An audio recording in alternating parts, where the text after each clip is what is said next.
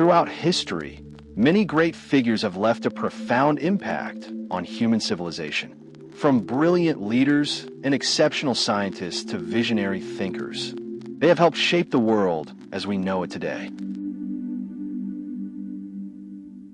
The man known to history as John D. Rockefeller was born John Davison Rockefeller on the 8th of July 1839 in the small town of Richford in New York State. The Rockefellers arrived in North America around 1723, when Johann Peter Rockefeller and his family migrated from the Rhine Valley in western Germany to New Jersey, later relocating to New York State. John's father, William or Bill Avery Rockefeller, was a traveling salesman who described himself as a botanic physician or herbal doctor, a euphemism for his habit of making fake medicines from herbs in his mother's garden and claiming their potency to cure all sorts of ailments. Quack doctors of this kind were very common in the early 19th century. An all-round con artist, William subsequently used the money he made from selling his supposed medicines to loan out money at usurious rates to poor farmers, often with the specific aim of later acquiring their properties when they could not pay him back. An unscrupulous character, he would later be arraigned in court for sexual assault and violent conduct involving gun possession. In late 1836, while William Rockefeller was roving around the countryside near Richford, he met Eliza Davison and charmed her with his wild tales. In February 1837, the couple were married, despite the fact that Bill was already engaged to a beautiful but penniless woman named Nancy Brown. Eliza Rockefeller was the youngest daughter of John Davison, a rich farmer who lived between Niles and Moravia in New York State, some 30 miles to the north. Eliza's mother had died when she was a child, after taking a pill sold by a man claiming to be a traveling doctor. John Davison, a Scots-Irish man, was accordingly quite suspicious of his daughter's desire to marry Bill Rockefeller, whom he believed was seeking to get hold of the family's money and who appeared to be a quack doctor, selling the kind of unsafe potions and pills that had led to his wife's death many years earlier. After moving in with her husband, Eliza found herself sharing the same roof as Nancy Brown, whom Bill had engaged as his housekeeper. It was soon apparent that Nancy's duties went beyond her job description, and over the next 2 years, Bill would welcome 4 children, 2 each from wife and mistress. Eliza had a daughter named Lucy and a son named John, the future oil magnate, while Nancy gave birth to 2 girls. Although Eliza pitied Nancy and the 2 women maintained cordial relations during William's often prolonged absences from home, the Davisons eventually forced Bill to send Nancy back to her parents with her 2 illegitimate daughters in tow. Following their departure, Eliza gave birth to another son, William Jr. With her husband often away for several months at a time, Eliza ran a frugal household. When John was 3 years old, the family moved to Moravia, 3 miles away from the Davison farm. In 1843, Eliza gave birth to another daughter, Mary Ann, and in 1845, twins Frank and Frances, the latter of whom died just before her 2nd birthday. In spite of his unscrupulous business practices, Bill Rockefeller achieved a level of respectability for a time during the 1840s in the town of Moravia and helped finance the foundation of the local school. At the same time, he considered farm work beneath his dignity and the two elder boys, John and William Jr., were soon required to do much of the manual labor around the Rockefeller home.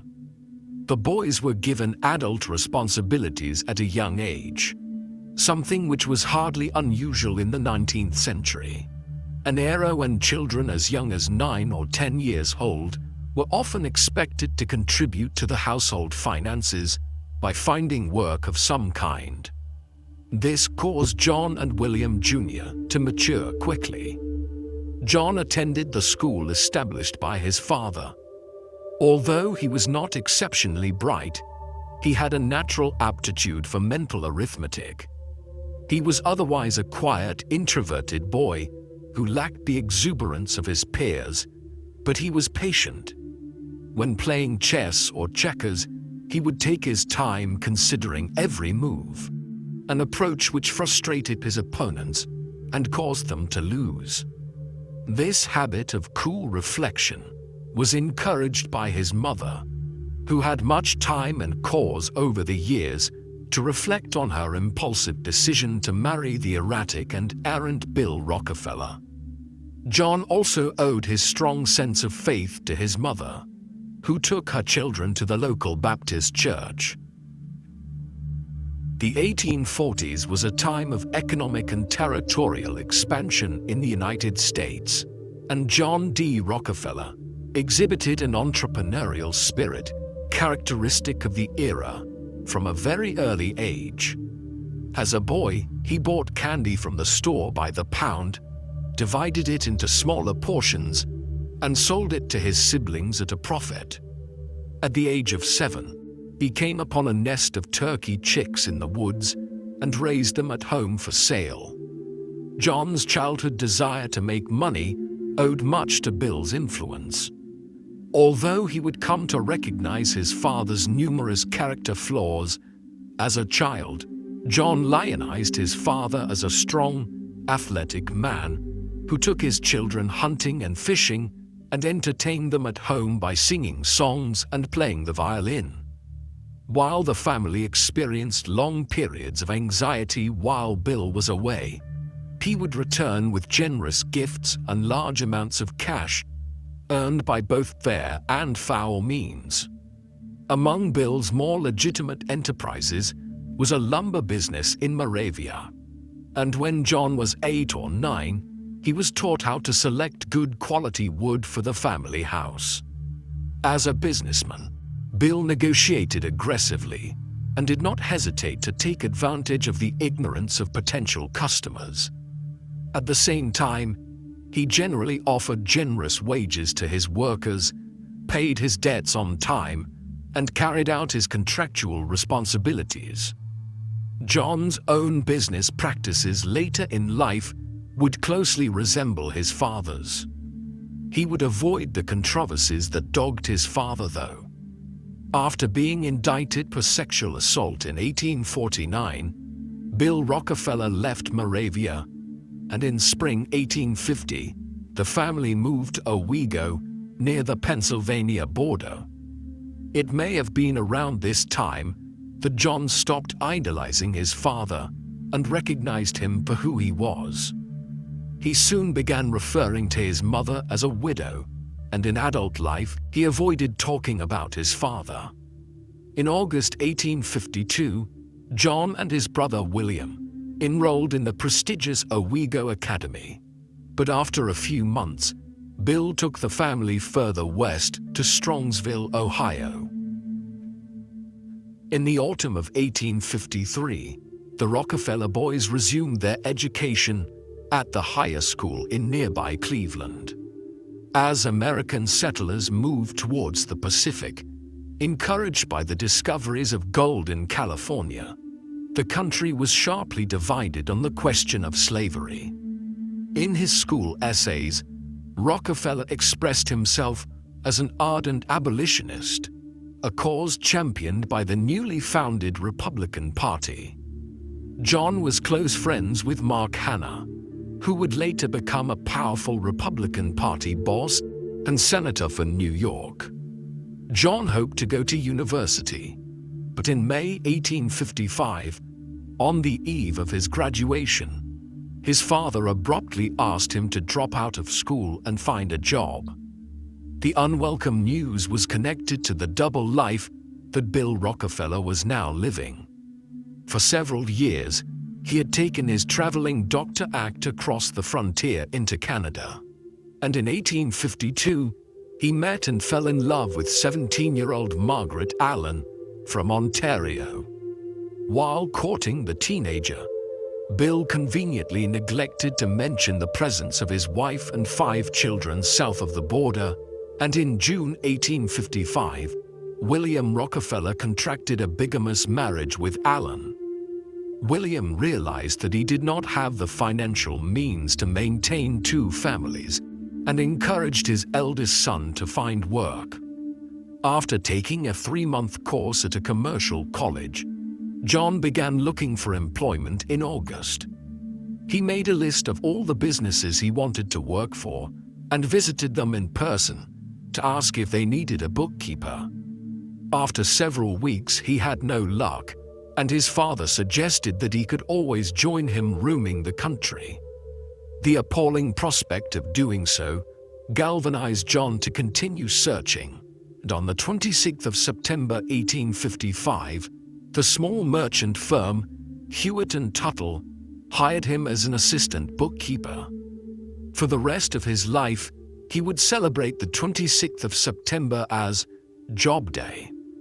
The teenager loved the job and examined each bill and invoice in detail, accounting for every single cent to ensure that his employers avoided being swindled by their clients. He arrived at the office at 6:30 a.m. in the morning and often did not return home until after 10 p.m. at night.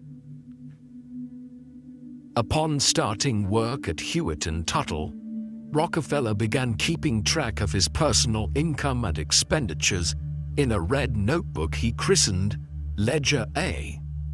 The book shows that as soon as he started earning money, Rockefeller was making donations to charitable causes. By 1859, he was giving away 10% of his income, and while he favored Baptist causes, he also gave money to black churches and helped 2 African American slaves buy their freedom. He taught at Sunday school at the Erie Street Baptist Church in Cleveland and led the congregation in singing hymns. He also used his financial acumen to save the church by raising $2,000 from the congregation to pay off a demanding creditor. Rockefeller found no contradiction between his faith and his desire for money, and as a rich man, he would credit God for making him wealthy. Despite an economic downturn in 1857, Bill Rockefeller was making good money too, and decided to build a large house in downtown Cleveland to bring his first family under a single roof for the first time in several years. While Bill funded the project, John was left in charge of supervising it and paying the contractors. John's success in managing the project seems to have convinced Bill that he was now capable of being head of the family, and Bill went to live permanently with his second wife in Philadelphia. Although he would occasionally reappear in John's life over the decades, there is an irony to the fact that the rapacious father detached himself from his first family just as his son was embarking on a journey that would make him the richest man in the world. Had he known how much money John would soon make, Bill would doubtlessly have hung around to try and fleece some of it. In January 1857, after junior partner Henry Tuttle left the firm, Rockefeller was promoted to chief bookkeeper on $500 a year, considerably below Tuttle's salary of $2,000. After being given a modest increase to $600, he began trading commodities on his own account. As the pay dispute dragged on, Rockefeller and his English friend, Morris B. Clark, formed their own trading house in April 1858, with each partner investing $2,000 of capital in the business. Rockefeller managed to save half the sum, but was forced to take a loan of $1,000 from his father at 10% for the rest. The partnership proved a profitable venture, netting $4,400 in its first year and $17,000 in its second. However, the volatility of the commodities trade and the need for cash flow to pay suppliers compelled Rockefeller to seek more loans from his father, who often recalled the debt at inopportune moments. Rockefeller's habit of making risky deals, which paid off handsomely, set him at odds with the more conservative Clark. In April 1859, the firm shored up its capital by bringing in George Gardner, a former colleague of Clark's who hailed from one of the leading families in Cleveland and would later serve as its mayor. Rockefeller felt understandably slighted when Clark unilaterally changed the name of the firm to Clark, Gardner and Company. He was also irritated when Gardner bought a yacht with 3 friends and invited him on a sailing excursion one Saturday afternoon.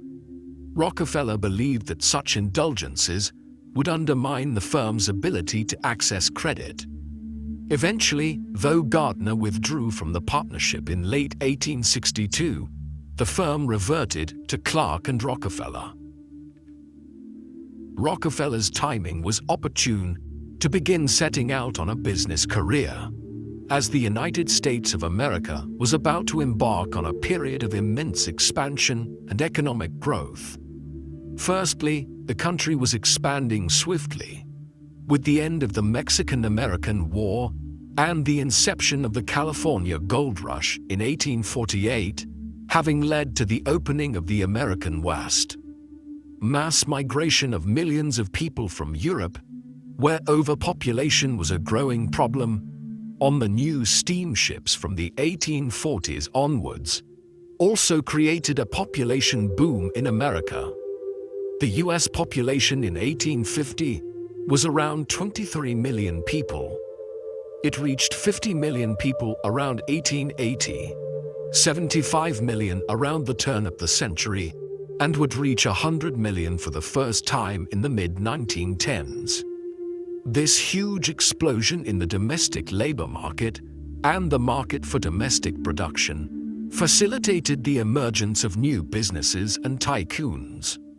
On top of this, the U.S. was just beginning to enter into a period of more pronounced industrialization as Rockefeller began his business career. The Industrial Revolution had begun in Britain in the 1770s and had belatedly spread elsewhere in the first half of the 19th century. It really took off in many other countries, most especially the US and Germany in the second half of the 19th century. All of these developments, the population boom, the expansion of the country to the Pacific Ocean, and mass industrialization, would see the United States emerge as the world's largest domestic economy by the end of the 19th century. Although Britain was still larger when its colonial empire was taken into account. Finally, 2 other factors would play into Rockefeller's hands. There was a railway boom beginning to connect America from coast to coast in the 1850s and 1860s, and there was also a growing awareness that new types of fossil fuel, besides heavy coal, could be used to fuel the American economy. Like all individuals who become enormously successful in business, Rockefeller worked hard and took the opportunities presented to him. But his timing was also very fortuitous and would contribute substantially to his success. In November 1860, the 21-year-old Rockefeller voted in a presidential election for the first time and cast his ballot for Abraham Lincoln, the Republican candidate. With the Democratic Party split between Northern and Southern factions, Lincoln won the election by carrying the Northern anti-slavery states. Lincoln's opposition to the expansion of slavery encouraged Southern states to secede from the Union and form the Confederate States of America, leading to the outbreak of the American Civil War in April 1861. Although Rockefeller later claimed that he wanted to serve the Union cause, he decided to continue in business to provide for his family. While John and William avoided military service by paying $300 each for a substitute, their youngest brother Frank enlisted in the 7th Ohio Volunteer Infantry and was wounded twice. The disruption to North-South trade during the war benefited the East-West trade via Cleveland, and Rockefeller and his business partners profited handsomely.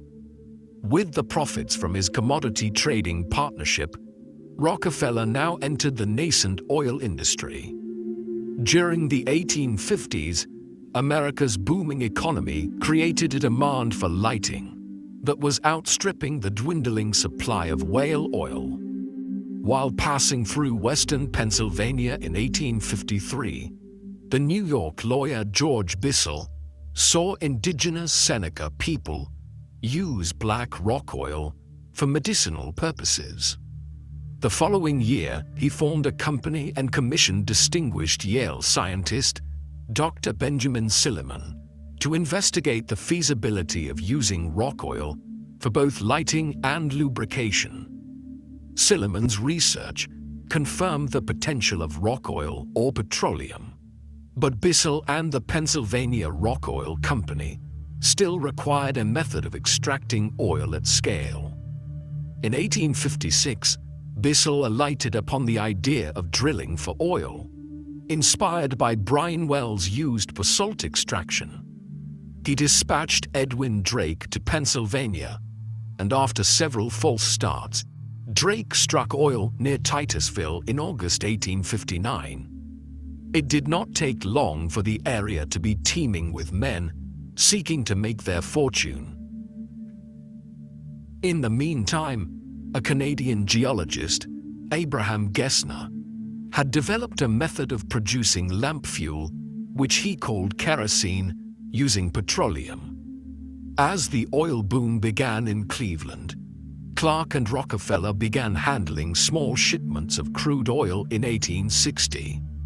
When Clark's friend Samuel Andrews approached the two men seeking capital for an oil refinery, Rockefeller was enthusiastic about the prospect, while Clark was more skeptical.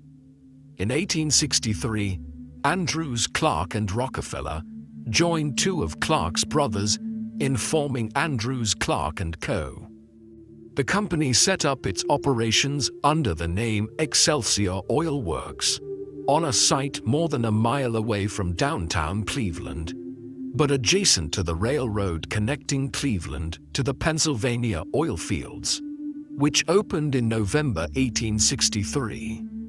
Although Clark and Rockefeller initially regarded oil as a sideline to their commodity business, the refinery was already more profitable than the rest of the business in its first year. Rockefeller's improving financial prospects encouraged him to get married to Laura Celestia Spellman, whom he first met at Cleveland High School more than a decade earlier. An intelligent woman with a commercial mind of her own, Laura came from one of Cleveland's wealthier families. Rockefeller did not begin actively courting her until 1862, when she was working as a teacher. Neither was in a hurry to marry, and Rockefeller did not propose until March 1864. Following the wedding in September 1864, the couple spent a month on honeymoon, taking in such sights as Niagara Falls, Quebec, and New York City. They moved into a small house a couple of doors away from the Rockefeller family home. After 2 years of marriage, Laura gave birth to a daughter named Elizabeth in August 1866. A second daughter, Alice, followed in 1869, but died just after her first birthday. The family would welcome 2 more daughters in 1871 and 1872, but it was not until 1874 that the couple had their only son, John D. Rockefeller Jr. who would inherit his father's fortune many years later. Although several oil refineries had sprung up in Cleveland, Rockefeller's was one of the few which was sufficiently capitalized to weather extreme market volatility. While others saw oil as the latest get-rich-quick scheme, Rockefeller retained a long-term perspective and proposed borrowing heavily to finance rapid expansion, believing the oil market would get bigger and bigger over time. When the cautious Clark brothers used their majority to vote down his proposals, Rockefeller prepared to break from the Clarks and secured Andrews' support. When Rockefeller laid out plans for a rapid expansion of the business in January 1865, the Clarks threatened to dissolve the partnership. To their surprise, Rockefeller agreed, and the two parties agreed to hold an auction for the company. Rockefeller had been talking to several bankers and was confident that he could outbid his rivals. The bidding started at $500 and quickly reached $60,000 before inching up to $70,000.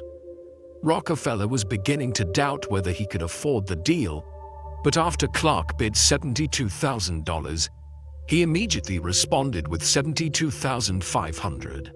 And Clark decided he could go no higher. That $500 was the making of John D. Rockefeller. On the 15th of February 1865, the new Rockefeller and Andrews partnership took over operations at the Excelsior refinery. Rockefeller was the senior partner and was responsible for the management of the business, leaving scientific and technical details to Andrews. A few weeks later, the American Civil War came to an end with General Robert E. Lee's surrender at Appomattox Courthouse on the 12th of April. The jubilation in Cleveland was cut short by President Lincoln's assassination on the 15th. Though the return of peacetime conditions would benefit the emerging oil industry. The end of the Civil War meant not only the triumph of freedom over slavery, but of industrial capitalism over agrarianism, as the war had very much been a clash between an urban industrial union in the northern states and a rural agricultural confederacy in the South. Ohio Congressman and future President James Garfield prophetically remarked, "Oil, not cotton, is king now in the world of commerce." Despite its potential, the industry was still in its infancy. Accidents and explosions were common, and fortunes were lost as often as they were made. In December 1865, Rockefeller established a second refinery in Cleveland, known as the Standard Works, and placed his brother William in charge. The enterprise was the largest and most profitable of the refiners in Cleveland, and the company boosted its profitability by selling a wide range of byproducts. By having its own barrel-making plants, shipping facilities, and railroad cars, the company had greater control over expenses. American oil quickly made its way onto the international market, and in 1866, William Rockefeller established an office in New York City to build relationships with Wall Street bankers and manage the firm's exports. Although Rockefeller borrowed heavily during his early days, he earned the trust of bankers by paying his debts on time, enabling him to access credit in emergencies and survive crises that would bankrupt his rivals. To pursue his expansion plans, in 1867, Rockefeller brought in Henry Flagler and expanded the partnership to become Rockefeller, Andrews and Flagler. 9 years older than Rockefeller, Flagler had also been born in upstate New York before moving to Ohio. The two men were first acquainted in the 1850s when Flagler was working as a grain merchant and Rockefeller served as his agent at Hewitt and Tuttle. As part of the deal, Flagler's stepbrother, Stephen Harkness, one of the richest men in Cleveland, contributed $100,000 in capital for a third of the business. Rockefeller and Flagler had their desks opposite each other and worked seamlessly together. The two men developed a habit of editing each other's letters, which would pass through the critical eyes of Laura Rockefeller for a third opinion before being dispatched.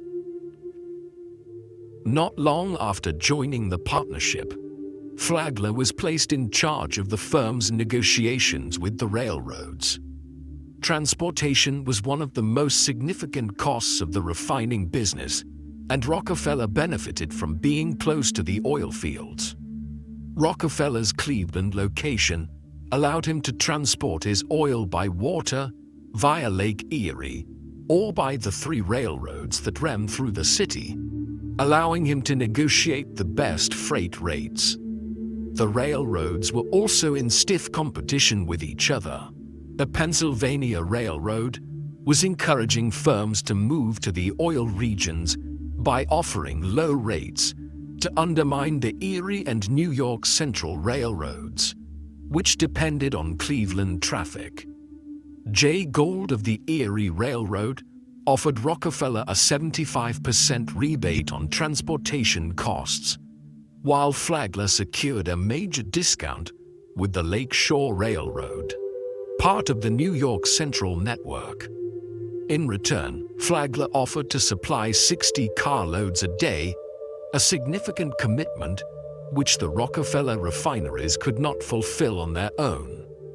Accordingly, Rockefeller used his position in the market to coordinate shipments from rival Cleveland firms at preferential rates. In a measure of the railroad's eagerness to seal the deal, when Rockefeller said that he did not have the time to meet Cornelius Vanderbilt, the 74-year-old owner of the New York Central and the richest man in the country at the time, Vanderbilt visited the 29-year-old Rockefeller at his office instead.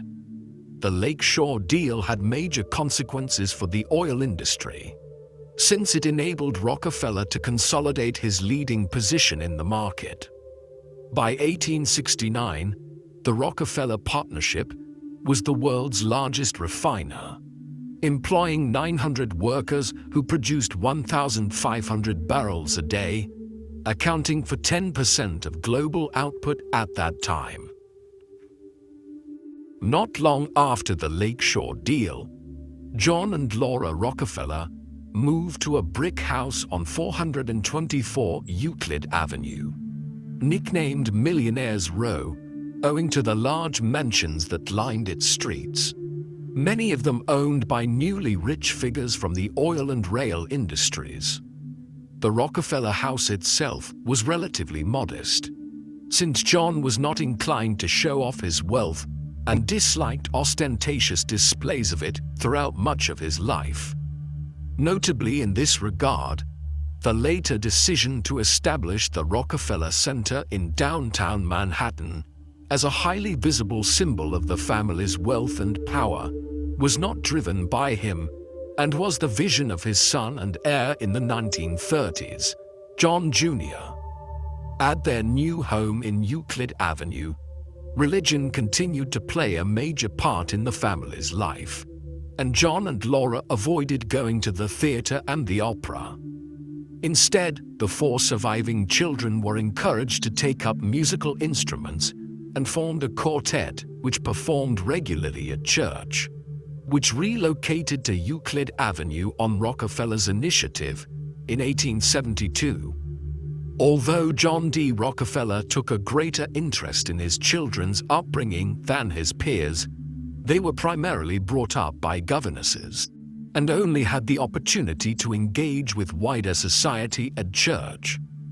The children were taught to be self-sufficient and had no sense of their father's ever-increasing wealth. Instead, Rockefeller taught his children to keep detailed accounts of the income they received for doing tasks around the house. While Rockefeller had become a market leader in the refinery business, the lure of black gold had attracted so many players that by 1870, supply was 3 times that of demand.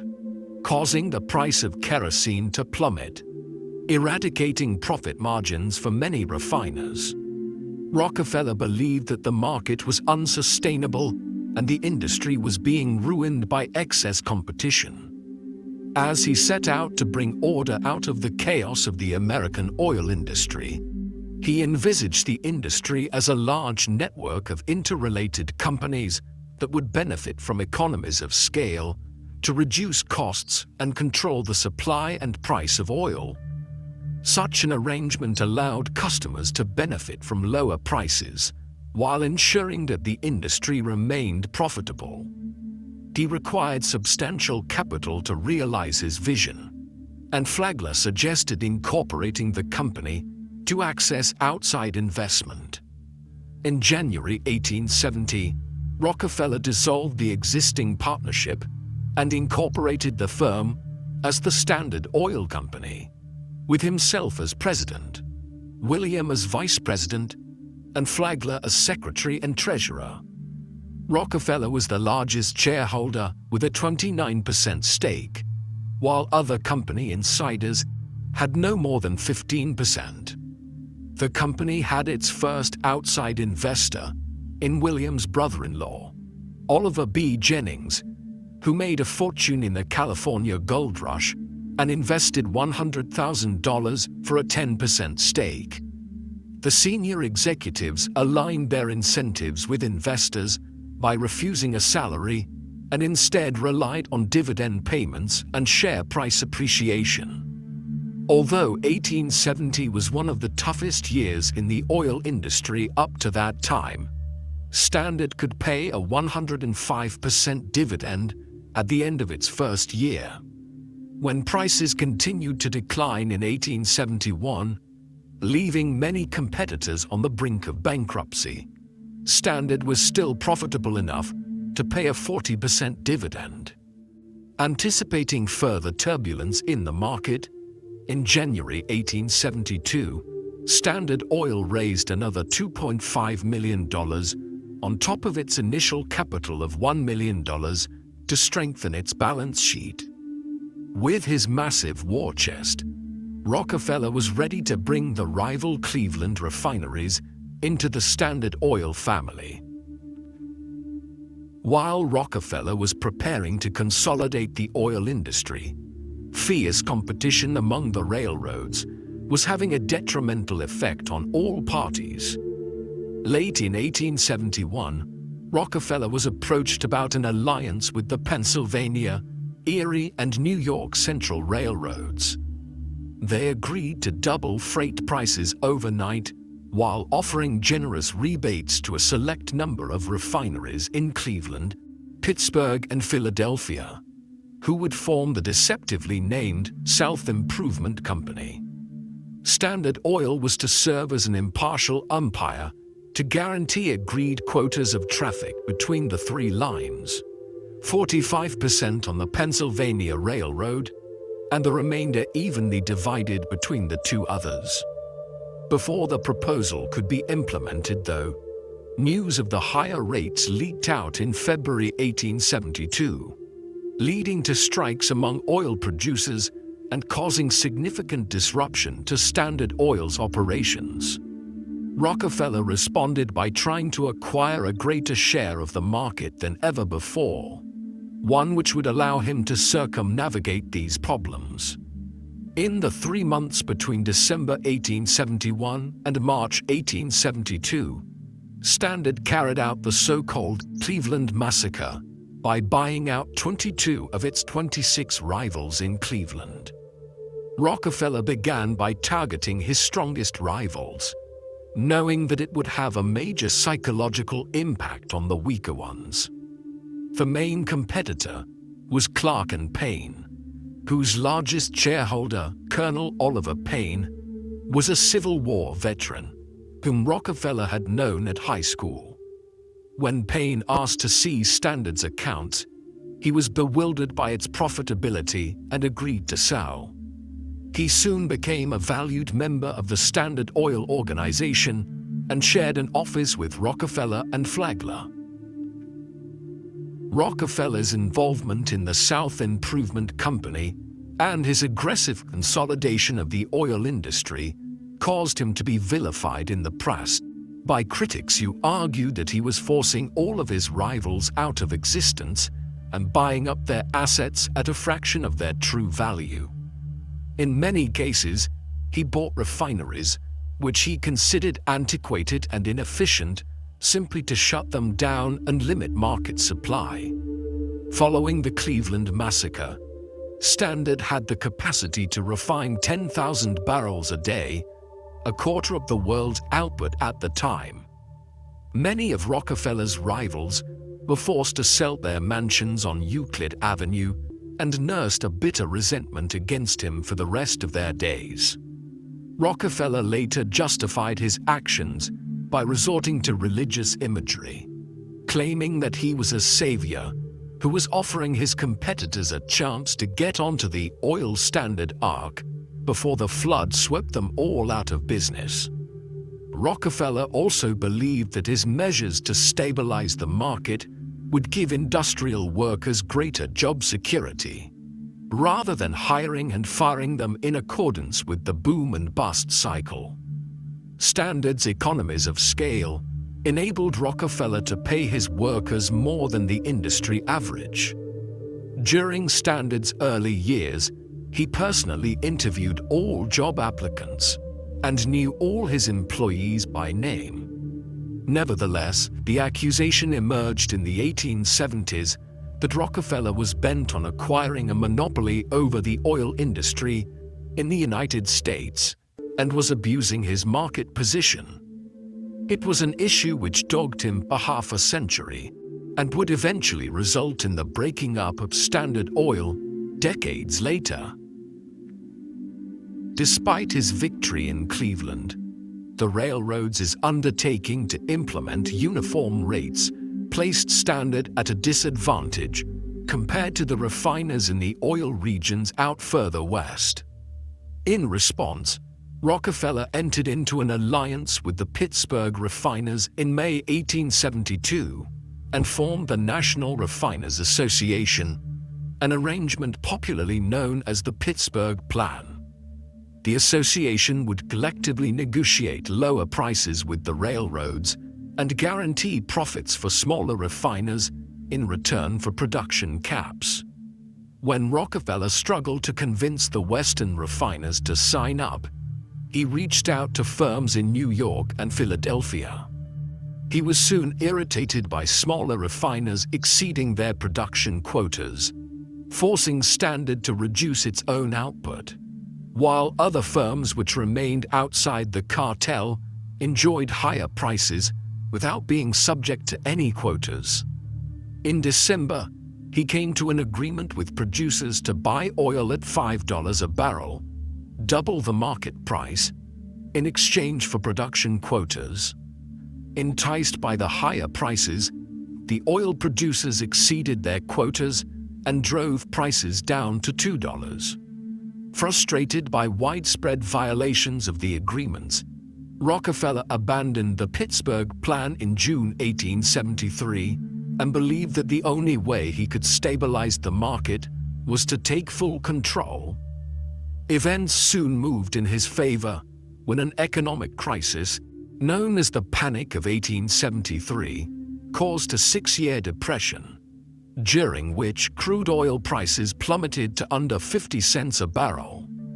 Rockefeller was in prime position to take advantage, as Standard Oil still remained profitable despite only operating 2 of its 6 large refineries in Cleveland. Following the failure of the Pittsburgh Plan, Rockefeller set his sights on the Pittsburgh and Philadelphia refineries. Adopting the same playbook as in Cleveland, in autumn 1874, Rockefeller and Flagler met with Charles Lockhart and William G. Worden, the proprietors of the leading refineries in Pittsburgh and Philadelphia respectively. After 6 hours of inconclusive talks, Rockefeller invited Worden to Cleveland to examine Standard's books. Once Worden realized that Standard could sell kerosene for a profit at a price below his operating costs, he and Lockhart agreed to join forces with Rockefeller. The deal sent shockwaves through the system, and within 2 years, only a single independent refinery remained in Pittsburgh out of the 22 that previously existed. Likewise, Rockefeller expanded his footprint in New York by acquiring Charles Pratt and Company.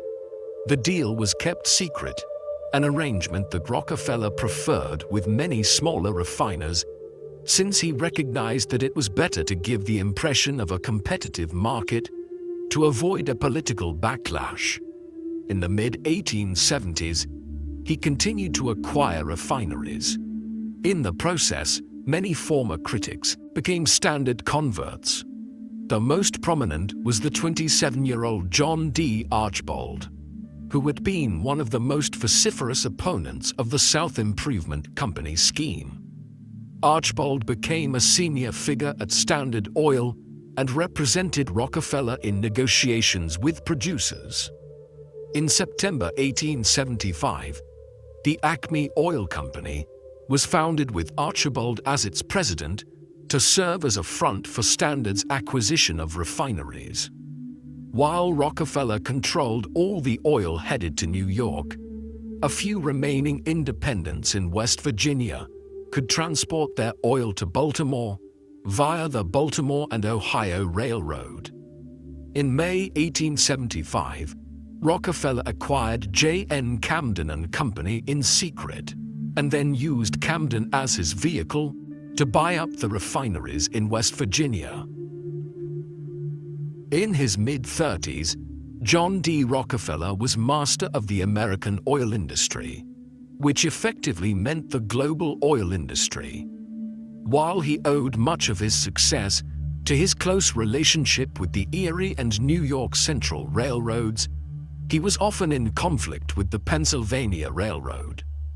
When the Pennsylvania set up the Empire Transportation Company to acquire oil pipelines in 1873, Rockefeller responded by building his own pipeline network. With Rockefeller tightening his grip on the market, Empire began to acquire its own refineries, and in 1877, the Pennsylvania took advantage of a dispute between Rockefeller and producers exploiting a new oil field in Bradford, Pennsylvania, to connect the new wells to its own pipelines. Rockefeller fought back by diverting oil to the Erie and New York Central, forcing the Pennsylvania to fire hundreds of workers and triggering a strike. The Pennsylvania's president, Tom Scott, backed down and offered to sell all of the Empire Transportation Company's assets to Standard Oil for $3.4 million, including a fleet of obsolete steamships, which Rockefeller had to pay for out of his own pocket because his fellow executives refused to authorize the full amount.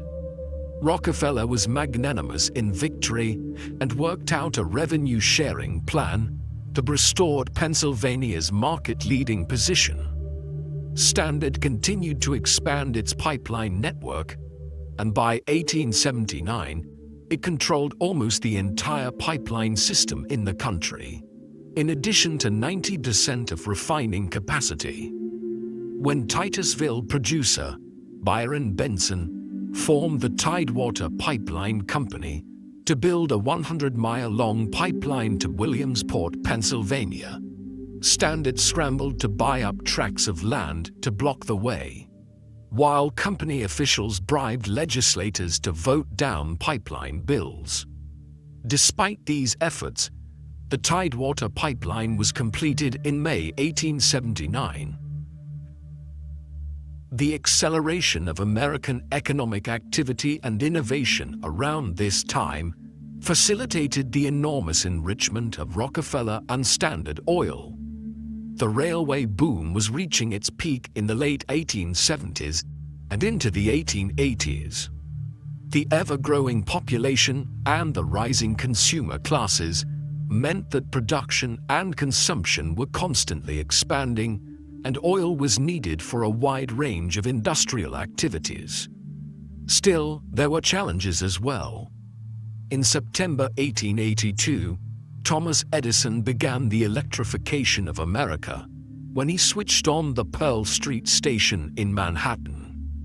While we might think that this would have been a boon to petroleum companies, the American electricity grid was fueled by coal for decades to come, well into the 20th century, not petroleum. Conversely, electrification saw a sharp decline in the need for oil for lamplighting in homes. Yet this was more than offset by the increasing demand for Standard Oil's product in other areas of the economy and society. In the 1890s, for instance, there were rapid advances in the development of automobiles, and in the 1900s, Ford's Model T would appear, fueled by petroleum. Ships, which were huge fuel guzzlers, would soon be switching over to petroleum from coal as well. The scale of demand was mirrored in the size of crude oil production in the US during this period. Around 1870, there were less than 5 million barrels of oil being produced in the United States every year. By the end of the century, that figure had increased 12-fold to nearly 60 million, and it then nearly doubled by the mid-1900s as new wells in Oklahoma and Texas came on stream. Standard Oil would play a role in all of this, and it would soon see John D. Rockefeller becoming the world's richest man and first billionaire. Much of that lay in the future. Back in the early 1880s, the setback over the Tidewater pipeline was a sign that Rockefeller's opponents were gaining strength. More worryingly, he and 8 colleagues were indicted by the Pennsylvania state government for monopolizing the oil business. Rockefeller was sufficiently alarmed by these developments that he announced an end to the railroad rebates, and the cases against Standard Oil were dropped. This coincided with a finding by the Hepburn Committee of the New York State Assembly that rebates were unlawful. However, the intervention came too late, as Standard Oil had already exploited them to achieve its dominant position in the market. Having lost his advantages from the railroads, Rockefeller was even more determined to face down Tidewater. Rockefeller soon discovered that Byron Benson also preferred cooperation to competition, and the two parties entered into an agreement. In 1882, Rockefeller's associates acquired a minority stake in Tidewater, enabling him to strike a favorable market-sharing agreement the following year. Now in his 40s, Rockefeller was among the richest men in the country and was an increasingly notorious individual. In one of his rare interviews, he argued that with a business as large as Standard Oil, it was inevitable for malpractice to occur without the knowledge of senior management, but that he would intervene as soon as he became aware of the issue. While Rockefeller often acted through subordinates to cover his tracks, it was true that his sprawling business empire was becoming difficult to control. Many states forbade companies from owning subsidiaries across state lines, so the Standard Oil empire consisted of 41 separate companies. In 1882, to solve some of these issues, the company's lawyers came up with the innovative solution of creating the Standard Oil Trust, where 9 trustees, including Rockefeller, were appointed to manage the interests of the company's 37 stockholders. Although the arrangement did not become public until 6 years later, the creation of the Standard Oil Trust was a major innovation in American corporate history, and companies in other industries soon followed suit until the word trust became synonymous with monopoly power. The consolidation of the industry also brought Standard's center of gravity further east, and in early 1884, Rockefeller moved his family to New York City. In May 1885, company headquarters was formally transferred from Cleveland to a new 10-story office at 26 Broadway in Manhattan. Despite moving to the country's economic capital, Rockefeller continued to keep a low profile and limited his social activities to the Fifth Avenue Baptist Church. As his fame and notoriety increased, he was flooded with correspondence asking for charitable donations. While Rockefeller was concerned about poverty in cities, he did not want to encourage dependency and was keen to ensure value for money for his contributions.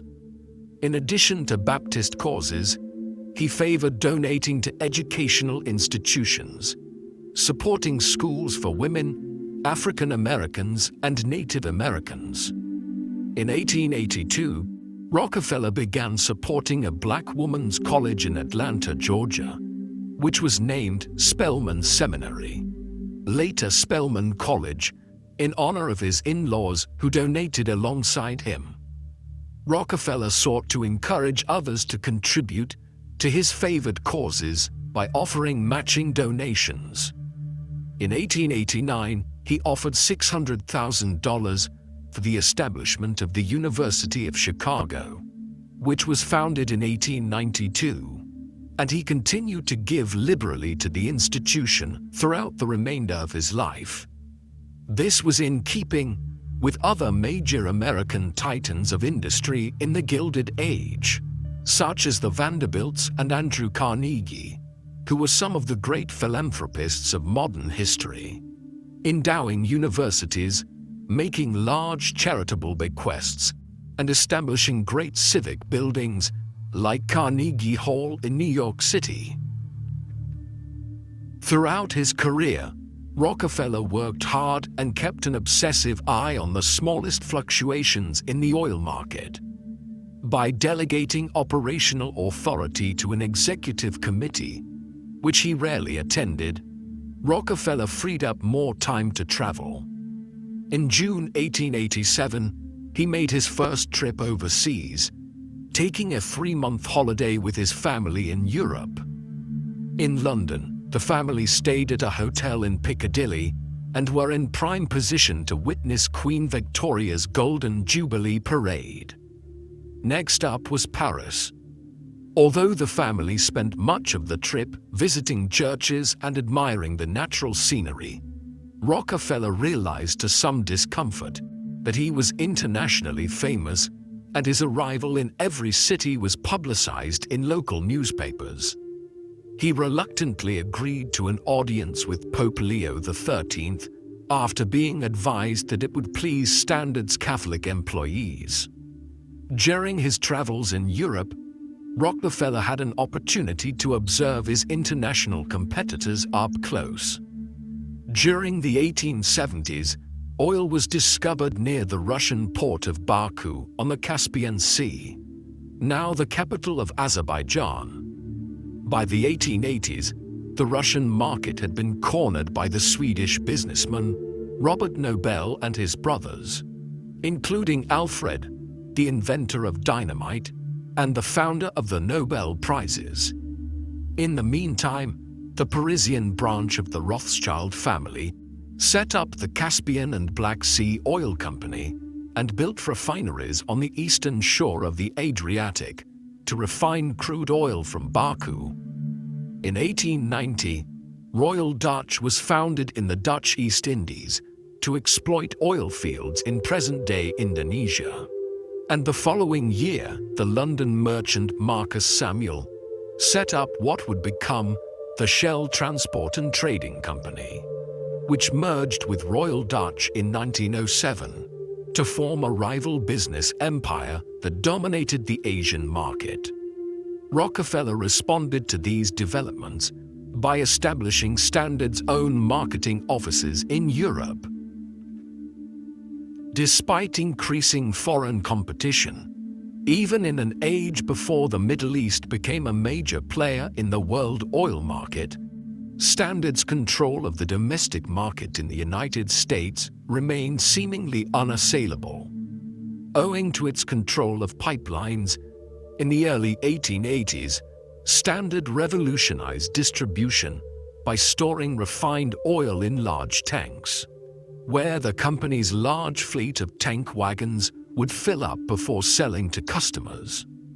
Rockefeller realized that he could control oil prices by changing oil storage costs depending on market conditions. Standard issued certificates against the oil in its pipelines, which could be bought and sold, thereby creating the oil futures market. However, Rockefeller bemoaned the pricing power of speculators buying and selling oil futures. Standard rapidly expanded its marketing division to control local markets, and Standard officials resorted to aggressive sales tactics by reducing prices to drive competitors out of the market. Rockefeller answered critics by merely stating that the company wanted to supply cheap oil to poor Americans. He also defended the company's profitability by arguing that the oil fields could run dry, leaving Standard saddled with worthless assets, or that the demand for oil might collapse. These anxieties were not entirely misplaced, and Edison's electrification project in the early 1880s threatened sales of illumination oil, though Rockefeller's interests in natural gas allowed him to take advantage of the shift towards gas lighting.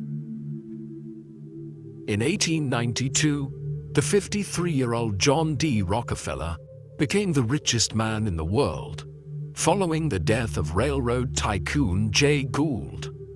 With around $100 million to his name, Rockefeller became the primary target of criticism from journalists and political reformers who contrasted the wealth of industrial capitalists like Rockefeller with industrial workers who lived close to poverty. From the late 1870s, the journalist Henry Demarest Lloyd began publishing articles claiming that Standard Oil owed its oil monopoly to its secret agreements with the railroads. Lloyd's sources included both independent refiners whom Standard had bought out or crushed, and former Standard men with a guilty conscience. In 1887, Congress set up the Interstate Commerce Commission to regulate standardized freight rates. This had little impact on Standard, which by then transported most of its oil through its pipelines. In 1890, Congress passed the Sherman Antitrust Act to outlaw monopolistic behavior, and in 1892, the Ohio Supreme Court ruled that Standard Oil of Ohio must leave the trust. Rockefeller continued to manage the business as a consolidated entity by transforming Standard Oil of New Jersey, chartered under New Jersey laws, but registered at 26 Broadway, into a holding company. In 1893, Rockefeller clashed with steel tycoon Andrew Carnegie, who was troubled by Rockefeller's investments in iron ore. The dispute was easy fodder for newspaper cartoonists, but Carnegie soon made a deal with Rockefeller to buy his ore in exchange for a promise not to make steel. In the same year, Rockefeller bought the estate of Pocantico Hills, some 20 miles north of New York City. Pocantico became a retreat for Rockefeller as he stepped back from his business. His mother had died in March 1889, though his elusive father continued to live until 1906. Rockefeller had his own health issues and suffered from alopecia, a rare disease that caused hair loss, depriving him of his iconic bushy mustache. By mid-1897, he left John Dustin Archbold in charge at Standard Oil, while retaining his title of president and his 30% stake. He relied on his son John Jr. to keep him informed of Standard's business operations in his capacity as vice president. In 1899, Rockefeller took up golf and built golf courses at his estates in New York and Cleveland. In 1896, Rockefeller donated to Republican candidate William McKinley's presidential campaign, which was managed by his school friend Mark Hanna. McKinley defeated the progressive Democrat William Jennings Bryan in the general election, and Rockefeller's interests appeared to be secure. He devoted more time to philanthropic activities, and in 1901, he established the Rockefeller Institute for Medical Research in New York, now Rockefeller University. He formed trusts for charitable purposes, enabling donors to pool their assets so they could be invested more efficiently. In the meantime, McKinley won re-election in 1900, but was assassinated by an anarchist the following year and was succeeded by his vice president, Theodore Roosevelt. Hailing from the progressive wing of the Republican Party, Roosevelt filed dozens of suits against monopolies through the Department of Justice under the Sherman Antitrust Act, and gained a reputation for trust-busting. Pro-business Republicans rallied around Mark Hanna to challenge the president in the 1904 election. But after the New York senator's death in February, business leaders reluctantly supported Roosevelt's re-election campaign. Rockefeller was also facing a new wave of criticism in the press after the journalist Ida Tarbell published a lengthy exposé of Standard Oil for McClure's magazine between 1902 and 1904. Tarbell had grown up in Titusville, where her father operated production and refining facilities, and believed that Standard had destroyed his business. She highlighted Standard's industrial espionage, price manipulation, and secretive ownership structures. While Rockefeller refused to address Tarbell's accusations in public, in private he was infuriated when the media began to dig up details of his father's shady past. John had known about his father's bigamous marriage since the 1880s, but it became public knowledge following a press investigation in 1908.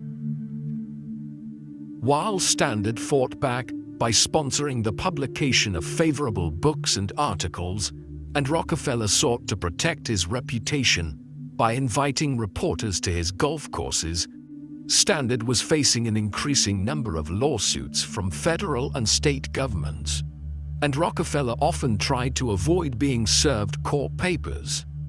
In a high-profile case from 1907, federal judge Kennesaw Mountain Landis fined Standard over $29 million in relation to railroad rebates. Standard appealed, and the judgment was overturned the following year. In 1908, Rockefeller supported the Ohio Republican William Howard Taft to succeed Roosevelt as president.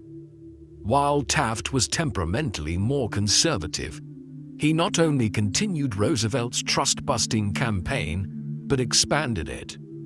Although New Jersey had changed its laws to formalize Standard's holding company structure in 1909, a circuit court ordered the company to break up for violating the Sherman Antitrust Act. Although Standard appealed the decision through the federal court system, in May 1911, the Supreme Court dismissed the final appeal and gave the trust 6 months to disband. By the time of the breakup, Standard controlled 14% of the crude oil supply and 70% of the refined oil market. Rockefeller formally stood down as president of Standard Oil of New Jersey, which remained the largest single entity held by the Rockefeller family. Standard's shareholders received a corresponding stake in the 34 independent companies that emerged from the dissolution of the monopoly, including entities that would become Conoco, Chevron, Exxon, and Mobil. The breakup gave the American public the opportunity to buy Standard shares for the first time, sending the stock skyrocketing, thus making Rockefeller the world's first billionaire by 1916. Flush with cash, Rockefeller proposed the creation of the Rockefeller Foundation, which was chartered by New York in 1913. Rockefeller contributed a total of $183 million to the foundation, which focused primarily on health and supported medical schools all over the world.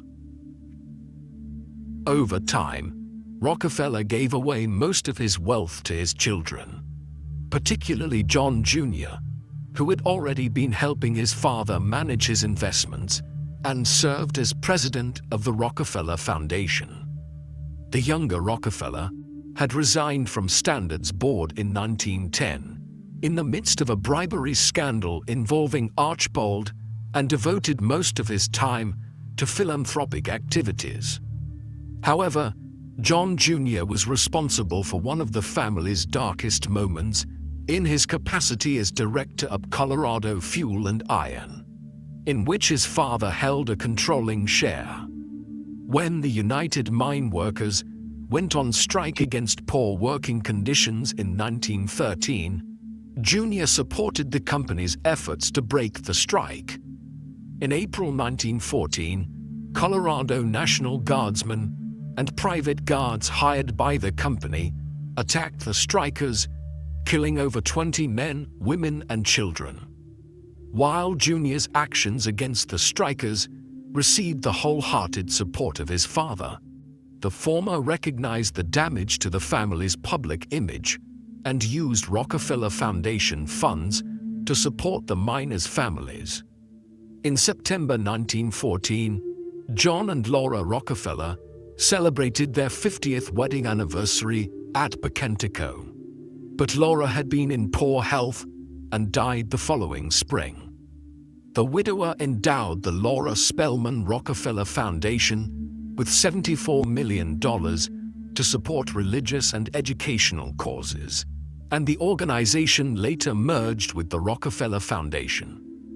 After the United States entered the First World War in 1917, Rockefeller's image improved as he bought war bonds and supported Allied causes via the Philanthropic Foundation. He noted the irony of governments around the world encouraging oil firms to work together to supply fuel for military vehicles. In 1918, Rockefeller bought a winter home called The Casement at Ormond Beach in Florida. The house lay across the street from the Ormond Hotel, developed by his former business partner, Henry Flagler, who moved to Florida in the 1880s and died in 1913. The two men had fallen out after Flagler divorced his second wife to marry a much younger woman, and Rockefeller only began to visit the area after Flagler's death. For the two remaining decades of his life, Rockefeller remained passionate about social and religious causes. He was pleased to see the prohibition of alcohol in 1920, with the passage of the 18th Amendment. However, after a thriving black market developed in its wake, Rockefeller did not object to its repeal in 1933, realizing that prohibition had created more problems than it solved. In retirement, Rockefeller continued to make investments in the stock market and lost nearly half of his remaining wealth during the Wall Street crash of October and November 1929. Having experienced his fair share of market cycles, he was undeterred and acquired 1 million shares of Standard Oil of New Jersey, which was experiencing a renewed wave of expansion under its third president, Walter Clark Teagle, coincidentally the grandson of Rockefeller's first business partner, Morris Clark. Meanwhile, John Jr. helped to revive New York City's economic fortunes by financing the construction of the Rockefeller Center, one of the largest commercial complexes in the world. Despite his reputation for secrecy and reserve, as a businessman, Rockefeller was a jovial old man in his 80s and 90s, and maintained the wish that he would live to 100. He would fall just short of his target, dying early in the morning of the 23rd of May 1937. a few weeks short of his 98th birthday. His body was taken by train from the casements for a funeral in Pocantico, during which all the old standard companies around the world stopped working to observe a 5-minute silence. Following the funeral, his remains were transferred to Lakeview Cemetery in Cleveland, where he was laid to rest alongside his mother and wife. A 70-foot-high obelisk, at the time the largest funeral monument in America, was erected there. John Davison Rockefeller was a giant of American industrial capitalism and exemplified America's Gilded Age in the late 19th century. Influenced in different ways by his mother's Baptist faith and his father's often dubious money-making schemes, Rockefeller became one of the richest men in history by creating a monopoly out of America's fledgling oil industry. While his critics attacked him for nefarious business practices and secretive arrangements which gave him an unfair advantage over his rivals, Rockefeller justified his actions by arguing that they were a necessary expedient to prevent the oil industry from competing itself out of existence. He never managed to create a full monopoly, and his market dominance was gradually eroded by international competition and government intervention at home. After taking a step back from Standard in the 1890s, Rockefeller pursued significant philanthropic projects, and the University of Chicago, Rockefeller University, and the Rockefeller Foundation continue to flourish in their respective fields over a century later. The Rockefeller family would play a prominent role in American economic and political life in the decades following its patriarch's death. John Jr.'s son, Nelson Aldrich Rockefeller, served as the Republican governor of New York when the World Trade Center was built in 1973 by his brother David. Nelson would be appointed Vice President of the United States by Gerald Ford in 1974, while another brother, Winthrop, served as governor of Arkansas. John Jr.'s grandson, John D. Rockefeller IV, better known as Jay, served as Democratic governor and later senator of West Virginia. Thus, Rockefeller not only built a company that was so large that the US government intervened to break it up into dozens of companies in 1911, he also established one of America's great business and political dynasties.